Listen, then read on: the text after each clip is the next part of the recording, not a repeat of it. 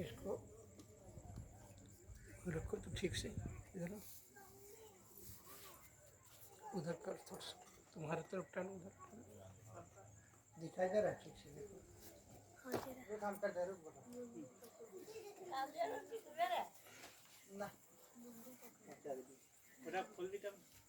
खोलना नहीं है आना चाहिए गुरु महाराज की तस्वीर गुरु महाराज की आ रहा है ना कपड़ा उठा तो बटा उठा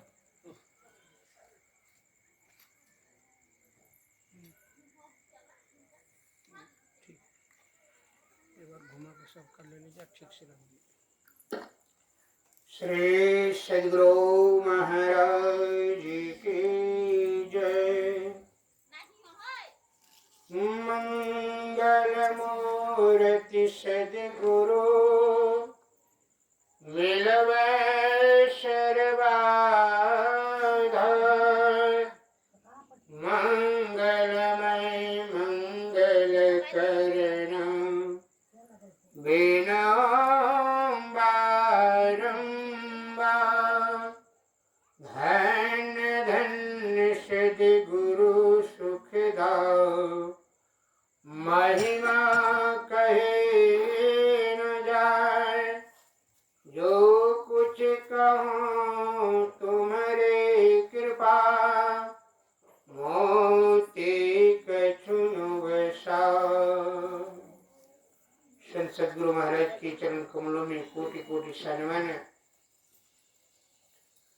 सत्संग प्रेम महानुभाव भक्ति माती माता एवं बहनों, अभी हम लोगों ने सदग्रंथ रामचरितमानस के पाठ सेवन किए। आज बलराम जी का पिता का पुण्य तिथि के स्मरण में यह सत्संग का आयोजन रखा गया है। पिताजी का क्या नाम था? अनिल प्रसाद शाह, स्वर्गीय अनिल प्रसाद शाह की पुण्य तिथि पर यह आयोजन रखा है। हम जन्मदिन मनाते हैं या विवाह का वर्षगांठ मनाते हैं, मगर पुण्य तिथि मनाना यह बड़ी शुभ काम है। माता पिता जिन्होंने जन्म दिया और पाल पोष कर बड़ा किया, उन्होंने सब कुछ दिया, मगर उन माता पिता को हमने क्या दिया? कभी विचार किया? और ऐसे माता पिता की जो पुण्य तिथि में सत्संग कराते हुआ पुत्र बड़ भागी है, धन्य है। क्योंकि श्राद्ध कर्म हम लोग क्यों करते हैं? जब किसी का शरीर छूट जाता है तो श्राद्ध कर्म करते हैं। उसमें पंडित जी आते हैं, मंत्र पढ़ते हैं, पिंडदान कराते हैं, गौदान कराते हैं, नहीं, शय्यादान कराते हैं। जितने संसार में सामग्री का हम उपभोग करते सभी का दान करवाते हैं। और दान करना पुण्य का काम है।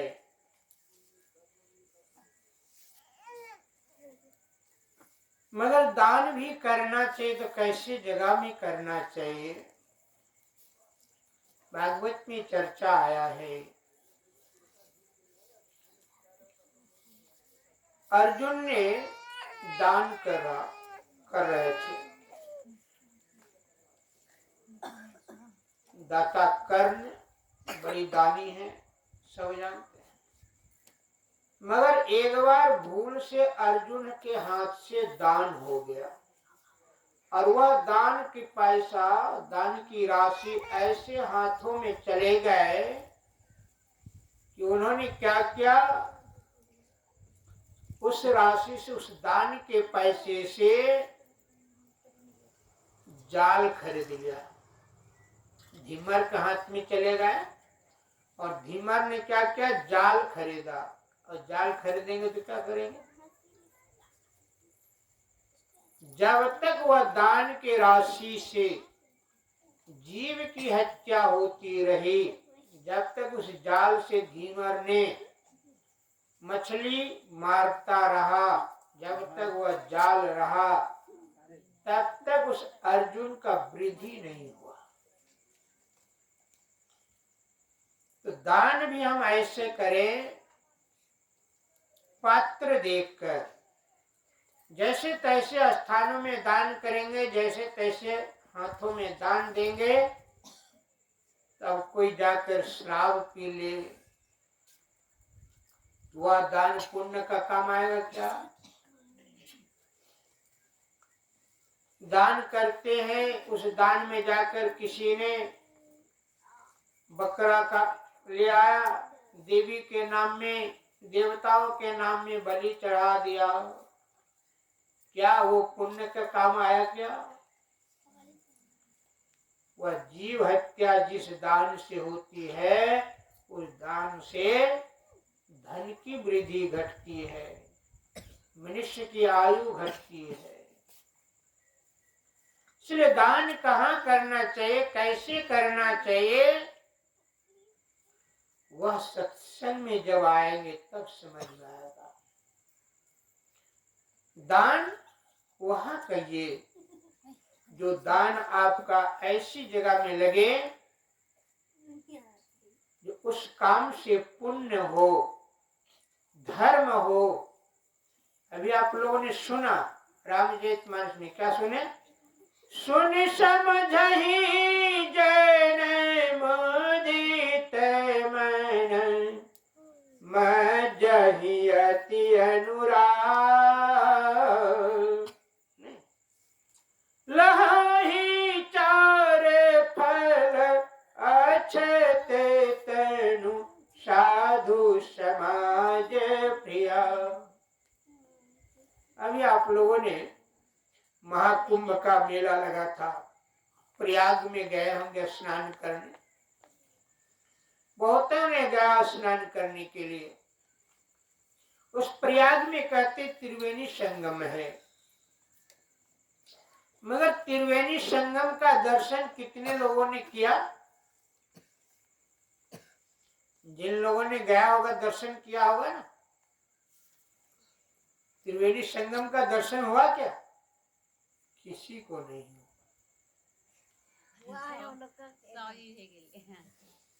क्योंकि त्रिवेणी संगम है ही नहीं हुआ, नहीं। मगर त्रिवेणी संगम है। अब कहा कैसे? तो जिस प्रयाग में आप स्नान करने गए, कुंभ में गए, तो वहां सरस्वती की धारा बह रही थी। वह सरस्वती की धारा क्या था? जो सत्संग हो रहा था।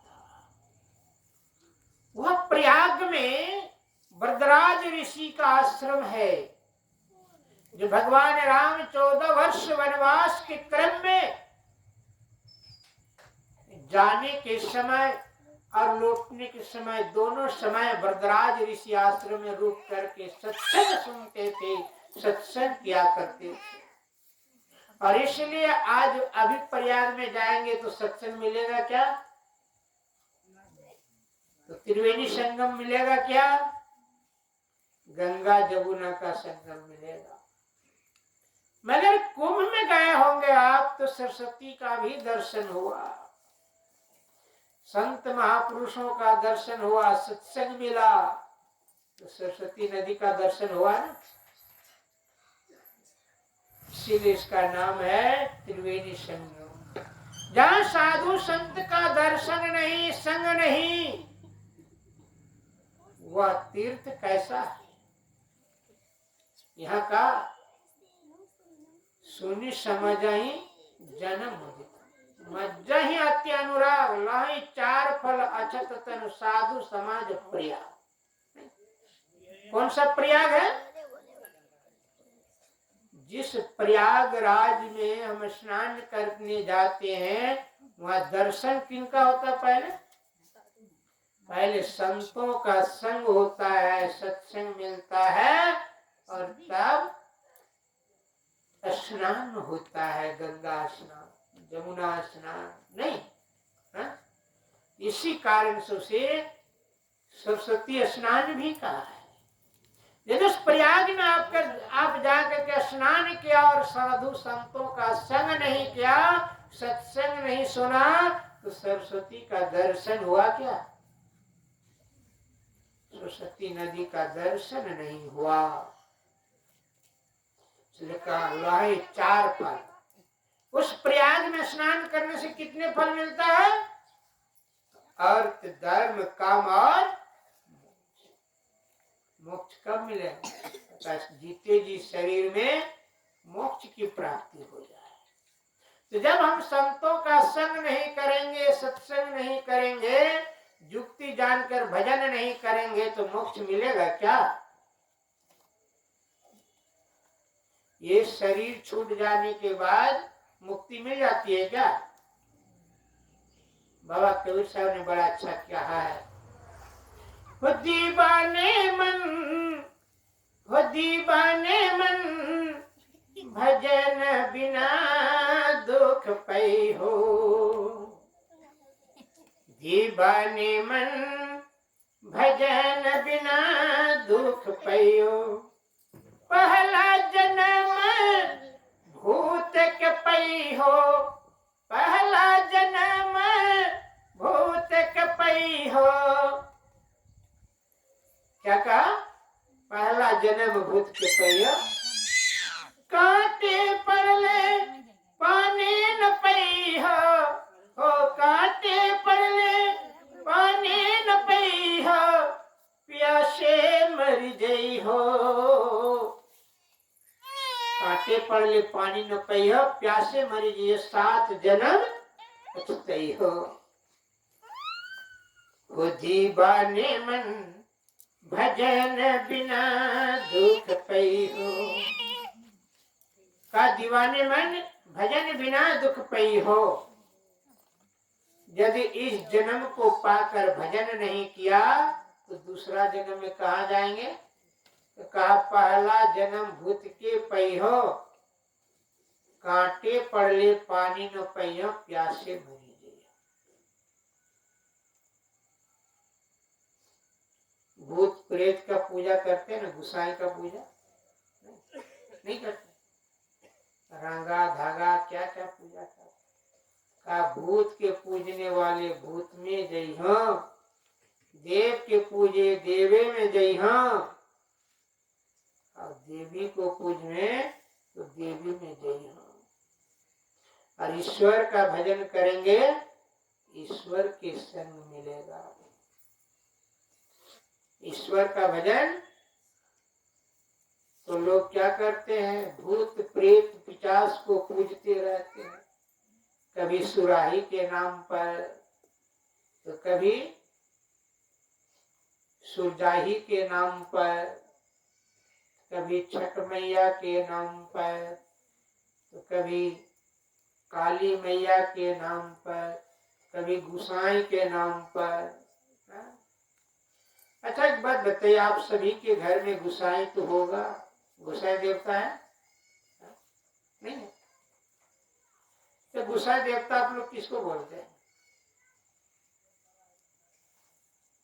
घर में पूछते हैं ना, एक मिट्टी का धिप्पी बना के रखते होंगे, या दीवार में कहीं जो है टीका लगाते होंगे, तो कहेंगे ये हमारे पूर्वज पूछते आए, ये मेरा गुसाई है। नहीं, गुसाई देवता है।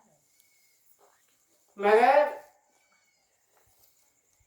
संत महापुरुषों ने कहा गुसाई का पूजा तो हम सब भी करते हैं, मगर जब प्रातः काल उठते हैं तो लोटा लेकर के कहाँ जाते हैं? पहले गुसाई घर जाते हैं। गुसाई घर किसको बोलते हैं? तो शौचालय, जिस आलय में जाकर सोचने की क्षमता हो। कितना सुंदर नाम रखा है। सोच आलय। जिस सोच की आलय का घर, और उसे गुसाई व घर भी कहते हैं। इस शरीर के अंदर में कितने देवी देवता है? इस शरीर को किसने बनाया? इस घर को आपने बनाया, उस घर में कितने देवी देवता रखे हैं आप लोगों ने? कौन कौन देवी देवता को पूछते हैं?